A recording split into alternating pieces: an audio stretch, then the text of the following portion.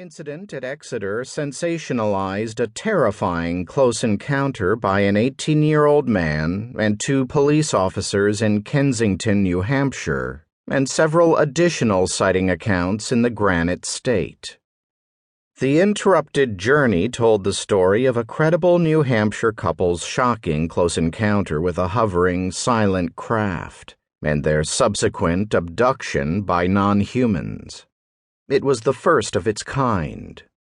Refer to Marden and Friedman's Captured, the Betty and Barney Hill UFO experience for a comprehensive case study.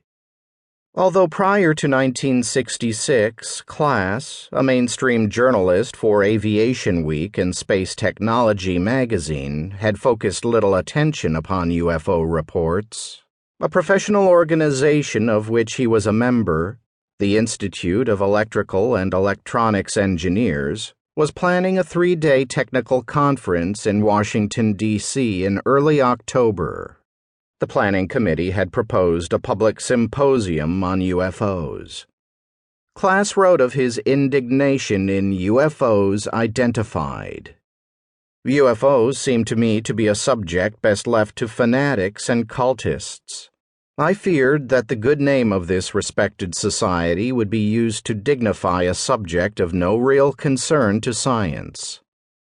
It is apparent that although he had limited knowledge of the scientific investigation of UFOs, he had formed an intractable bias against UFO reality. Because of his strong opinion on the subject, he was asked to be a member of the panel of speakers at the session. About half the committee members were moderately interested in UFOs, whereas the rest shared his concern. Although Class had little knowledge of the subject matter, he stated that he was one speaker who could argue against the fanatics. He had derived his limited knowledge on UFOs primarily from newspaper articles. The one column he had written on the topic was his Aviation Week debunking article on the significant July 1952 radar visual UFO sightings over Washington, D.C.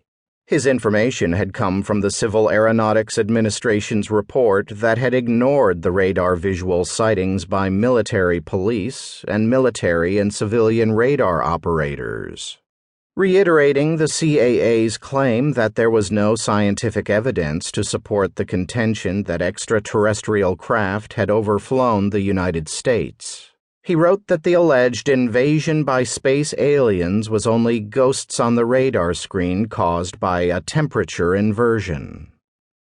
In preparation for his anti-UFO position on the Institute of Electrical and Electronics Engineers panel, he purchased his first book on the topic, Incident at Exeter. This began Class's passion for debunking UFOs.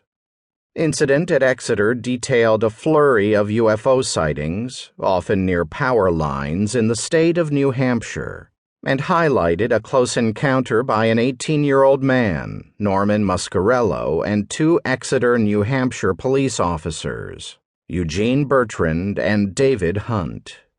The close encounter occurred after midnight on September 3, 1965, when Muscarello was hitchhiking from his girlfriend's home in Amesbury, Massachusetts, to his residence in Exeter. Traffic was light, so he was forced to walk most of the 8 or so miles along Route 150. As he moved along the rural route in Kensington, his attention was drawn to a row of 5 extremely bright red lights behind a farmhouse. They were so bright that he was unable to detect the object's form. However, he was able to determine that they were connected to an object because they were arranged in a row and moved in unison. The lights flashed in rapid succession, 1, 2, 3, 4, 5, 4, 3, 2, 1, and bathed the woods and the farmhouse in a red glow. The object was completely silent and moved erratically like a falling leaf. At one point, it approached Muscarello at such a close range that he took cover in a ditch behind a stone wall. Finally, the object moved toward the woods, and this gave Muscarello the opportunity